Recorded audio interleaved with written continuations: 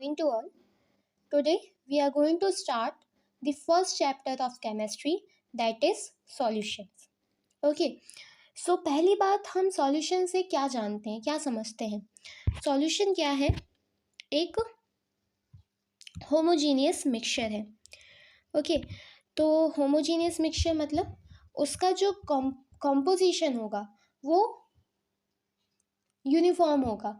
मेरे कहने का क्या मतलब है कि आप होमोजीनियस मिक्सचर की ये प्रॉपर्टी होती है कि आप ये नहीं पता लगा सकते कि सॉल्वेंट क्या है या सॉल्यूट क्या है, या आप मतलब थोड़े पता तो आप लगा लोगे डिफरेंट मेथड्स की यूज़ करके, लेकिन आप अपनी नेकेड आइज से उसके कंपोनेंट्स को नहीं देख सकते. ठीक है, वो इतनी कम्प्लीटली डिसॉल्व हो जाते हैं, इतनी कम्प्लीटली इतना यूनिफॉर्म उसका कंपोजिशन होता है. ठीक है, अब बात करते हैं सॉल्यूशन की. तो हम जो डिस्कस करने वाले हैं बाइनरी सॉल्यूशन के बारे में.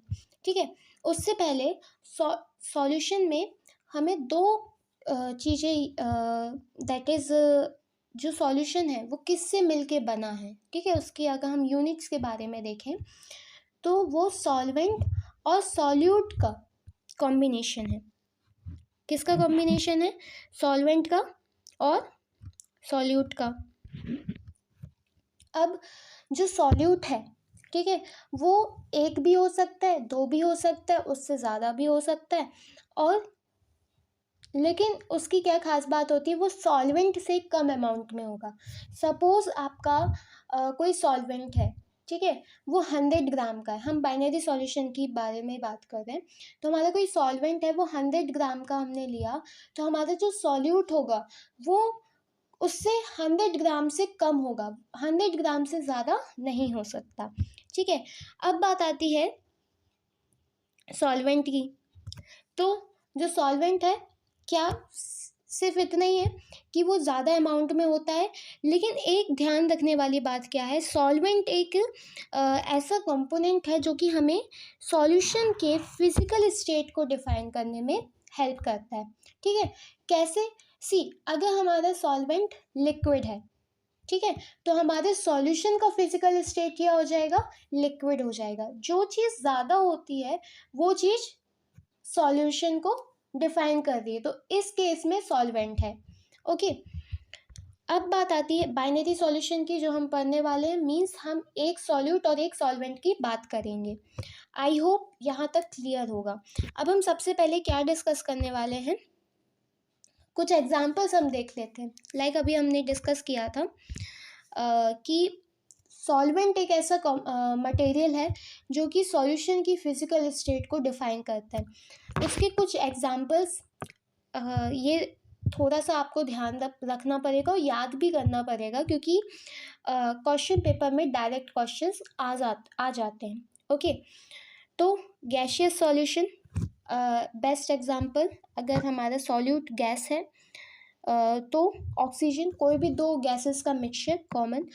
अगर सॉल्यूट लिक्विड है तो बेस्ट एग्जांपल है आपका जो क्लोरोफॉर्म है, वो नाइट्रोजन के साथ जब हम मिक्स करेंगे. ठीक है, सॉलिड नाइट्रोजन की गैस में जब हम कैम्फर मिक्स करेंगे, तो ये कुछ एग्जांपल्स है गैसियस सॉल्यूशन के. ऐसे ही लिक्विड के, जब हम ऑक्सीजन को वाटर के साथ डिसॉल्व करेंगे, इथेनॉल को वाटर के साथ डिसॉल्व करेंगे, ग्लूकोज को वाटर के साथ करेंगे, शुगर को वाटर के साथ करेंगे, सॉल्ट को वाटर के साथ करेंगे. तो ये कुछ एग्जांपल्स है लिक्विड सॉल्यूशन की. ठीक है, ऐसे ही सॉलिड सॉल्यूशन के क्या है, solution of hydrogen in palladium. ठीक है, amalgam of mercury with sodium और कॉपर डिसॉल्व इन गोल्ड. ये सारे एग्जांपल्स हैं आपके, तो इन्हें ध्यान रखिएगा. ठीक है, अब हम बात करने वाले हैं कि हम कंसंट्रेशन को कैसे एक्सप्रेस करेंगे. ठीक है, अब कंसंट्रेशन को हम दो तरीके से एक्सप्रेस कर सकते हैं. दो तरीके से मेरा कहने का क्या मतलब है, क्वांटिटी के बेसिस पे भी और क्वालिटी के बेसिस पे भी. ठीक है, क्वांटिटी और क्वालिटी में डिफरेंस आप जानते होंगे. ठीक है, एक आपका होता है कि कितने अमाउंट में ठीक है, दैट इज क्वांटिटी, और क्वालिटी उसका अपीयरेंस कैसा है, ठीक है। चलिए, अगर हम यहाँ पे क्वालिटी के हिसाब से देखें तो अगर हम क्वालिटी की बात करें तो जो हमारा सॉल्यूशन है वो डाइल्यूट और कंसनट्रेटेड हो सकता है। डाइल्यूट का मतलब क्या है कि आपका जो सॉल्यूट है वो कम है, और वाटर या सॉल्वेंट बहुत ज़्यादा है। जनरली वाटर हम लेते हैं, ठीक है। तो डाइल्यूट सॉल्यूशन क्या कहलाते हैं, जिसमें जो सॉल्यूट का क्वांटिटी होती है वो कम होती है और सॉल्वेंट की क्वांटिटी थोड़ी ज़्यादा हाई होती है, ठीक है। कंसनट्रेटेड सॉल्यूशन क्या कहलाते हैं, जिसमें जो आपका सॉल्यूट है वो ज़्यादा क्वांटिटी में होता है और सॉल्वेंट कम क्वांटिटी में होता है, ठीक है। ये बात हो गई क्वालिटी के बेसिस पे, ठीक है। अब अगर हम क्वांटिटी के बेसिस पे बात करें तो हम कैसे डिफाइन कर सकते हैं सॉल्यूशन को, हम मोलरिटी के मदद से कर सकते हैं, मोल फ्रैक्शन की मदद से कर सकते हैं, मास परसेंटेज की मदद से कर सकते हैं, मोलिलिटी की मदद से कर सकते हैं, और एक हम नया टाइप पढ़ने वाले हैं, दैट इज पार्ट्स पर मिलियन, ठीक है। हमने ये सब मोल फ्रैक्शन, मास परसेंटेज पहली क्लासेस में डिस्कस किया है, लेकिन पार्ट्स पर बिलियन जो है मिलियन जो है वो हमने नहीं किया है ना, that is new for us, ठीक है। तो सबसे पहले हम क्या डिस्कस करेंगे कि मास परसेंटेज का, ठीक है। हमें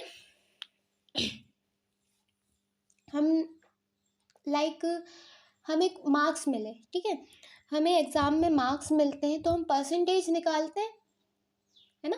हम क्या करते हैं कि हमें गिवन जो मार्क्स हैं, हमारे marks divided by total marks and multiply by 100, तो उससे हमें ये समझ आ जाता है कि टोटल मार्क्स में से हमने इतने मार्क्स ऑब्टेन किए हैं, तो उसका कितना परसेंटेज हमने, मतलब 100% में परसेंटेज में से हमें कितने परसेंटेज मिले, या हमने कितना कितना अच्छा परफॉर्म किया। इन द सेम वे वैसे ही हमारा मास परसेंटेज है, ठीक है। उसमें क्या होता है, जो हमारा कंपोनेंट्स हैं, ठीक है, जो हमारे कंपोनेंट्स हैं उनका मास हम लिखते हैं न्यूमरेटर में, डिवाइड करते हैं total mass of the solution से और मल्टीप्लाई कर देते हैं 100 से, ठीक है। अब एक और ख़ास बात, मास परसेंटेज को भी हम 3 तरीके से कैलकुलेट कर सकते हैं, that is weight by weight, ठीक है, दूसरा वॉल्यूम बाय वॉल्यूम, और तीसरा वेट बाय वॉल्यूम। मेरे कहने का क्या मतलब है, वेट बाय वेट में क्या करेंगे कि हम कंपोनेंट्स का मास लेंगे, डिवाइड करेंगे सॉल्यूशन के मास से और परसेंटेज निकालेंगे। वॉल्यूम बाय वॉल्यूम में हम क्या करेंगे, कंपोनेंट का वॉल्यूम लेंगे, डिवाइड करेंगे सॉल्यूशन के वॉल्यूम से, ठीक है, और परसेंटेज निकाल लेंगे। और वेट बाय वॉल्यूम का क्या मतलब है कि कंपोनेंट्स का हम वेट लेंगे और सॉल्यूशन का वॉल्यूम लेंगे और उसका परसेंटेज निकाल देंगे। मेरे ख्याल से इतनी बात क्लियर होगी, ठीक है। तो अब हमारा दूसरा क्या है, पार्ट्स पर मिलियन, जो मैंने अभी डिस्कस किया था उसमें भी कोई प्रॉब्लम नहीं है, सिंपल सा फॉर्मूला है उसका कि हम क्या लेंगे, इसमें number of parts of components लेंगे और डिवाइड कर देंगे कि कितने total number of parts of component एक सॉल्यूशन में है, और इसमें हम मल्टीप्लाई करेंगे 10⁻⁶, मतलब मिलियन से, ठीक है। ऐसे हमारा सॉल्व होगा, मीन्स ऐसे हमारा जो पार्ट्स पर मिलियन है उसका आंसर आएगा, ठीक है। ऐसे हम डिफाइन करेंगे। मोल फ्रैक्शन हम जानते हैं, काय से हम उसे एक्सप्रेस करते हैं, और इसमें इसका फॉर्मूला या इसको हम कैसे डिफाइन करेंगे, total number of moles of a component divided by total number of moles of the solution, ठीक है।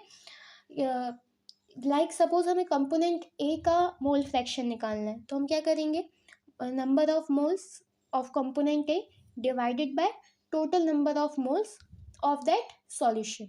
ठीक है, इन द सेम वे हम कंपोनेंट बी का भी निकालेंगे, लेकिन एक और ध्यान रखने वाली बात है कि हमें बी के निकालने के लिए हमें फिर से डिवीजन या रेशियो वगैरह फैक्टर यूज़ करने की नेसेसिटी नहीं है। हम सिंपली अगर बाइनरी सॉल्यूशन है, सिर्फ बाइनरी सॉल्यूशन नहीं, सपोज हमारा कोई भी सॉल्यूशन है उसका, सपोज हमें एक सॉल्यूशन है जिसमें 3 कंपोनेंट्स हैं, तो अगर आपके 2 कंपोनेंट्स का भी आपके पास मोल फ्रैक्शन आ गया है, ठीक है, तो आप 1 माइनस उन दोनों के मोल फ्रैक्शन का सम आप करोगे तो तीसरे जो कंपोनेंट हमारा रह गया है उसका आ जाएगा। इन द सेम वे चाहे आपके कितने भी कंपोनेंट्स हो, 1 से आप माइनस करोगे तो आपका मोल फ्रैक्शन आ जाएगा। ठीक है, किसको 1 से माइनस करना है? बाकी कंपोनेंट्स के मोल फ्रैक्शन को। आई बात समझ? ओके, तो अगर सपोज हमें बाइनरी सॉल्यूशन का हम एग्जांपल लेते हैं, अगर कंपोनेंट ए का मोल फ्रैक्शन हमने निकाल लिया तो सिंपली हम 1 minus mole fraction of component A कर देंगे तो हमें mole fraction of component B निकल आएगा। ठीक है, इससे हमें क्या समझ आता है कि जो मोल फ्रैक्शन एक पर्टिकुलर सॉल्यूशन में अगर मोल फ्रैक्शन का सम इक्वल्स टू 1 है तो हमारा आंसर टोटली करेक्ट है। ठीक है, अगर हमारा सम 1 से ज़्यादा आ रहा है या 1 से कम आ रहा है, इससे हमें ये पता चल जाएगा कि हमने कहीं ना कहीं कैलकुलेशन में मिस्टेक की है। तो एक ये वेरीफाई करने का कि हम करेक्ट है, हमारा आंसर करेक्ट है कि नहीं, वेरीफाई करने का तरीका भी है। ठीक है, अब बात आती है मोलैरिटी की। मोलैरिटी में हमें क्या है, सिंपल कितने नंबर ऑफ मोल्स प्रेजेंट है, सॉरी कितने नंबर ऑफ मोल्स एक सॉल्यूट है ना, total number of moles of solute divided by volume of solution in litre, और अगर हमें ml में गिवन है तो हम लीटर में कन्वर्ट करेंगे या फिर मल्टीप्लाई बाय 1000 कर देंगे। अब अगर हम मोलैलिटी के बारे में बात करेंगे तो उसमें हम क्या कर देंगे, मोल्स ऑफ सॉल्यूट तो वैसे का वैसे ही रहेगा, बस चेंज क्या हो जाएगा, मास ले लेंगे हम यहाँ पे सॉल्वेंट का। यहाँ पे भी मास कहाँ पे जाएगा आपका, केजी में, मीन्स स्टैंडर्ड यूनिट्स ली जा रही हैं। ठीक है, इसका भी ध्यान रखेंगे। अब मेरे ख्याल से इतनी बात क्लियर होगी कि सॉल्यूशन क्या कहलाता है, सॉल्यूशन के कंपोनेंट्स क्या हैं, सॉल्यूशन की कंसंट्रेशन को हमने क्या डिस्कस किया था कि 2 तरीके से उसे एक्सप्रेस कर सकते हैं, दैट इज़ क्वालिटी के बेसिस पे भी और क्वांटिटी के बेसिस पे भी। तो मेरे ख्याल से ये सारी बातें आप लोग को क्लियर होंगी।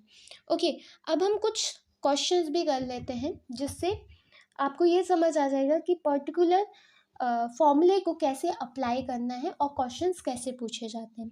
ठीक है, चलिए हमारे सामने क्या गिवन है, calculate the mass percentage of benzene. ठीक है भाई,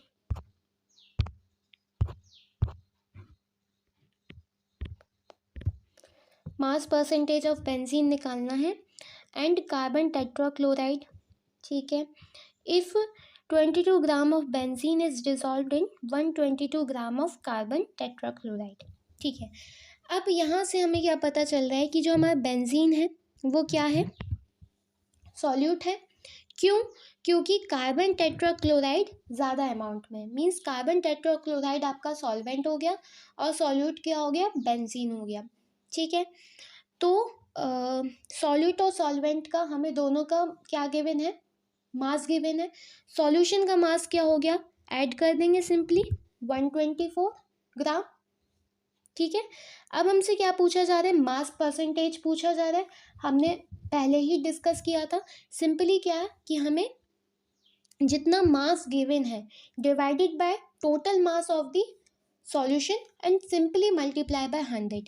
तो ऐसे हमारा बेंजीन और आपका कार्बन टेट्राक्लोराइड का मास निकल आएगा। सिंपल, इजी है। ठीक है, मेरे ख्याल से समझ आया होगा। चलिए नेक्स्ट क्वेश्चन में हमसे क्या पूछा जा रहा है कि हमें मोल फ्रैक्शन अब पता करना है। मोल फ्रैक्शन वही बेंजीन का और कार्बन टेट्राक्लोराइड का करना है। लेकिन इसमें एक कंडीशन गिवन है कि benzene in solution containing 30% by mass in carbon tetrachloride. अब जनरली हम कंफ्यूज हो जाते हैं कि ये क्या है भाई, किसी का मास गिवन है, किसी का परसेंट गिवन है। सिंपली इस 30% को आप लोग 30 ग्राम ले लो, ठीक है। अगर हमारा बेंजीन 30 ग्राम हो गया तो हमारा कार्बन टेट्राक्लोराइड कितना हो जाएगा, 70 हो जाएगा। कैसे? क्योंकि वो 30% कह रहा है, ठीक है। इसका मतलब हमारा जो सॉल्यूशन होगा वो कितना होगा, 100 ग्राम का।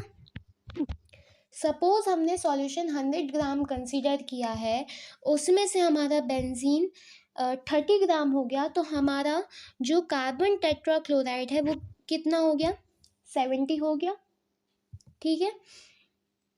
अब बात आती है मोल्स की। तो हमारे पास गिवन मास है, मॉलिक्यूलर मास हम निकाल लेंगे, फॉर्मूला हमें गिवन है। मॉलिक्यूलर मास और गिवन मास से हमें मोल फ्रैक्शन निकल आएगा। सपोज हमने बेंजीन का मोल फ्रैक्शन निकाला, मोल्स निकाले, फिर हमने टोटल नंबर ऑफ, फिर हमने कार्बन टेट्राक्लोराइड का मोल्स निकाले, उसके बाद हमने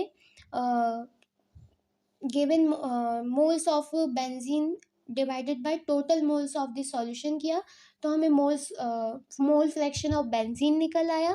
1 minus mole fraction of benzene करेंगे तो हमें क्या निकल आएगा, मोल फ्रैक्शन ऑफ कार्बन टेट्राक्लोराइड निकल आएगा। ये भी सिंपल था, ये भी क्लियर हो गया होगा, ठीक है। अब हम बढ़ते हैं नेक्स्ट क्वेश्चन के लिए, ठीक है। इस क्वेश्चन में हमें क्या गिवन है, पहला हम ए पार्ट देखेंगे, दोनों में हमें मोलैरिटी निकालनी है। मोलैरिटी का फॉर्मूला हमें पता है, simply moles of solute divided by volume of solution, ठीक है, इन लीटर्स यहाँ पे गिवन है।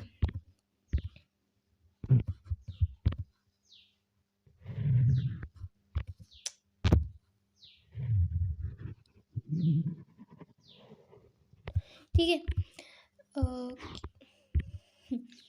तो हमसे सबसे पहले हमें गिवन क्या है, ठीक है।